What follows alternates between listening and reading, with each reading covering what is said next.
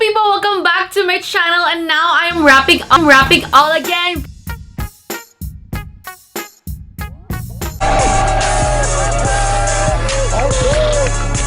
First of all, I'm not a rapper. Because I am back again with a book review. You know what? I missed this already. And now I am finally sitting on my throne and I am going to review a book no other than To Kill a Kingdom. I don't know why the book is on top of my head, but it makes sense. It doesn't make sense. Who cares? Okay, so To Kill a Kingdom is the feature of today's video, and I'm going to talk about the synopsis, my likes and dislikes, and of course, my rating. Wow, I missed all of those terms already, and I can't wait to start with this book. Hello, beautiful people! Rise and shine in a world that is gleeful. Yes, welcome back to... Okay, guys, take it from the top. Louder! A 1, 2. Sachi Cybery YouTube channel. Shh. What's YouTube? Oh my gosh, this bracelet. Yay! You know what? I missed that intro already. And okay. Before I get all too chit-chatty, I might not go to the main topic of today's video. So, To Kill a Kingdom is basically a dark YA romance fantasy. Wow, there's a lot of adjectives. There's a lot of adjectives piling up to this book. It is dark. It is YA, it is romance, it is fantasy. 4 adjectives. And how did Alexandra Christo put all of those adjectives into one book? So this is a dark YA fantasy revolving around 2 characters. Number 1, we have Princess Lira. So Princess Lira is a siren killer, and she is the daughter of the Sea Queen. Now let us elaborate this siren killer. Siren killer is basically a siren who takes and rips out the heart of every prince. So ripping out the hearts, I mean this literally, okay? Then we have Prince Elian. So Prince Elian is somewhat like a pirate, which is described in the book. His role is actually hunting over all of the sirens and trying to kill them. So yes, this is a dark YA fantasy. As you can see from my descriptions, the siren rips the heart of a prince and the prince kills the siren. Now both of these two seems very opposite, and I just like how Alexandra Christo would bring these 2 opposites together to unite. Now that's one of the things that we are going to look forward about this book. How will Princess Lira, or let's just call her Siren Lira, will be having this chemistry with Prince Elian? So basically, it's more of an adventure for the both of them and how these 2 opposite worlds will unite. So yes, there's a big rivalry between the sirens and the pirates. So yeah, as you know from the description, they're trying to kill each other, they're trying to hunt each other down. So that is the adventure that we're going to see from this book. So there's one thing to point out here is that a lot of people are saying that this is a retelling of The Little Mermaid. So wherein there is a mermaid who suddenly turns into a human, vice versa, falls in love with a prince, and then the villain of the story would be Ursula, something like that. Yes, I could tell that there are some bits and parts of that in this book. However, the whole retelling of Little Mermaid is not found in this book. It's just that Alexandra Christo, I feel like she just took some inspiration from the story of Little Mermaid, and as she tries to build her own world, which is to kill a kingdom. So at least you know that, oh, this is going to talk about sirens under the sea and also the pirates, prince and princess. But the story is not that shallow. It's actually more deep, since I told you it is a dark YA fantasy and it has a little glimpse of romance. So yes, that's like the main revolving point of the story, is how will Siren Lira and Prince Elian will interact with each other. So basically that is the starting point. So that is the synopsis that I could share to you guys. At least you know something about To Kill a Kingdom. And then next would be the part where I am going to share to you my likes and dislikes. So my likes for this book. Number one, I like the author, how she brings two opposite worlds together. Yes, I could give this a hint to you guys that this is going to be an enemies to lovers trope, to the point that they have to kill each other.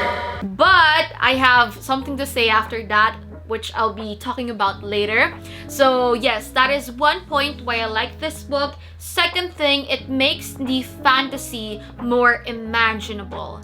Yes, as I read the story, it just plays automatically on my mind. I do not have any trouble of imagining every word or every sentence that Alexander Christo is writing out. Like everything, I could imagine it from scratch. Because as a reader, sometimes when I read these kinds of books, like most especially to fantasy, I usually get lost with my imagination. It's like I could not picture it clearly on what is happening. But for To Kill a Kingdom, I actually did. And another thing here why I like this book, because the books around me, like this one, all of these books here doesn't tackle more about sirens and mermaids. So I feel like this is the first book that I read about sirens and mermaids, which actually gave me a lot of interest and of course a lot of curiosity about them too. Okay, so now let us start with my dislikes. Well, remember what I told you guys a while ago, that they were enemies, this book has enemies to lovers to the point that they're about to kill each other. Well, all I have to say about that is I feel like the relationship between Princess Lira and Prince Elian is somewhat an accessory to this book.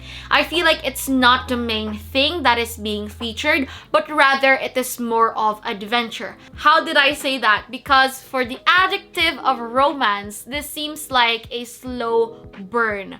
So yes, and Miss Isabela Sachi Driz does not enjoy any slow burn. So yeah, I feel like their relationship is an accessory, also because I do not feel this strong bond or this strong connection that they have together. So it's just like they met each other and then that's it. Slow burn until they become together. Also, did I mention that the romance is a slow burn? Not only the romance is, but also the story. No ma'am. No ma'am. No ma'am. No ma'am.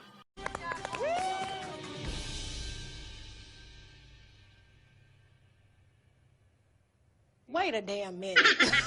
Wait a damn. Yes, it feels like the story is really slow to the point that it makes you want to skip a lot of pages to get to the point. But hey, I have to tell you guys, once you reach to the acknowledgements or once you reach to the epilogue, it's really worth it because something is waiting for you. You know, I was about to DNF this book because I feel like I had a lot of gap reading it. After 1 week, there is a 2-week break. I know, right? Now, after 1 day of reading this book, there's a 1 week break. After 2 days of reading this book, there's another 1 week break. So it really took me a long time to finish it.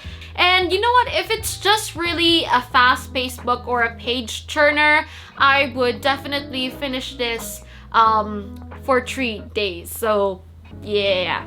So I am already done with my likes and dislikes. At least you guys know. And I don't know if you're still interested in reading this book. I mean, like, why not? If you want to discover a world that is high fantasy and dark, why not read To Kill a Kingdom?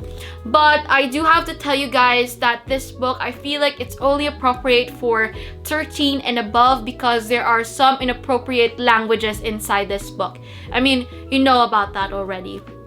Hello everybody, this is Editing Sachi, and now I'm going to give you my rating for To Kill a Kingdom. Well, all I have to say that this book is a good entry for dark fantasy, and I'm not actually imagining it to be in that trope.